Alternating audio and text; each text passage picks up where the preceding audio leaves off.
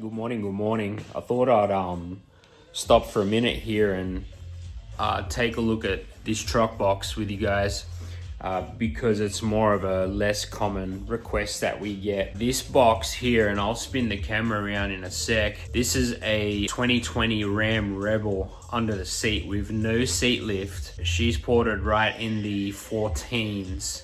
And this particular build is for two Sundown SA8v3's. You'll see how we have front ported this box versus side ported, and the reason why is because these Ram Rebels have this plastic trim from the seat that comes up about halfway up the side of the box. The best method here is going to be front porting rather than porting straight into an obstruction. Truck boxes, we are asked about truck boxes a lot, and yes, we build truck boxes, absolutely.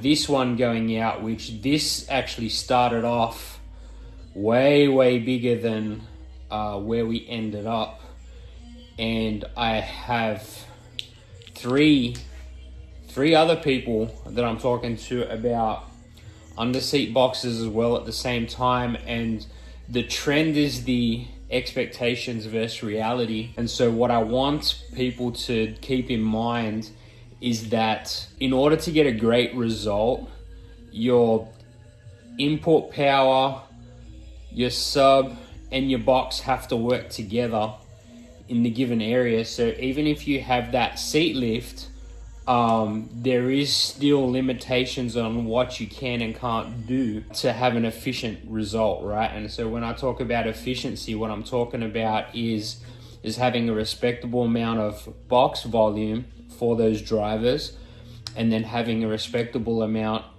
of port area for those drivers for the net volume of that box.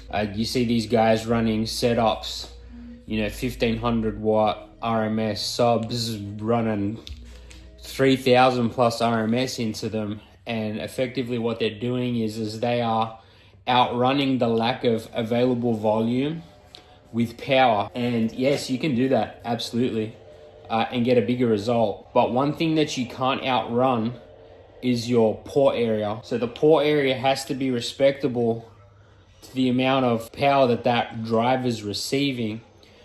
So without going too far off track and staying on the topic, the route that you take with an underseat build needs to be balanced. Buying the biggest driver is not always the solution to something like this.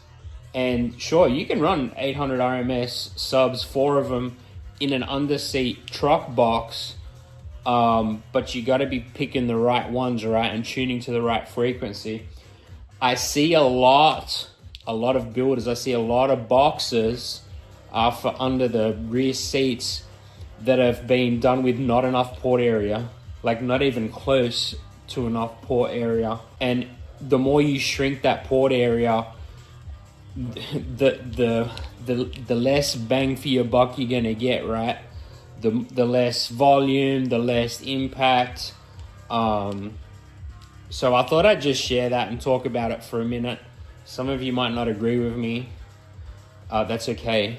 I know, because we see these running all the time and we build a lot of them. So if you do have an underseat truck box that you're considering getting done and you need help with that, we're always happy to help. Just shoot me a message. I'm usually pretty quick to respond. We got a lot going on at the moment. However, all you got to do is ask. I think it's important that people get the best bang for their buck, right? Because you can put 500 RMS or less 8s and get a fantastic result and spend X amount of money, or you can buy the 800,000 RMS 8s and more of them, thinking, oh yeah, just buy the best one. Yeah, you might get a slightly better result, but I don't think your result's going to outweigh the money that you're dropping into it, right?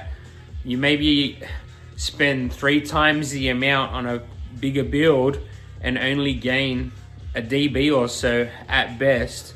And so obviously we need to crunch that data to figure that piece out. I don't want to just kind of, I guess, make claims without backing it up, but generally speaking, that's what we've learnt in our time building boxes and seeing results. So if you're considering on getting a under-seat box done for your truck, just make sure you balance out your build, right? And if you got any questions, just shoot me a message on Facebook. Always happy to help. Bad Lab Customs, baby.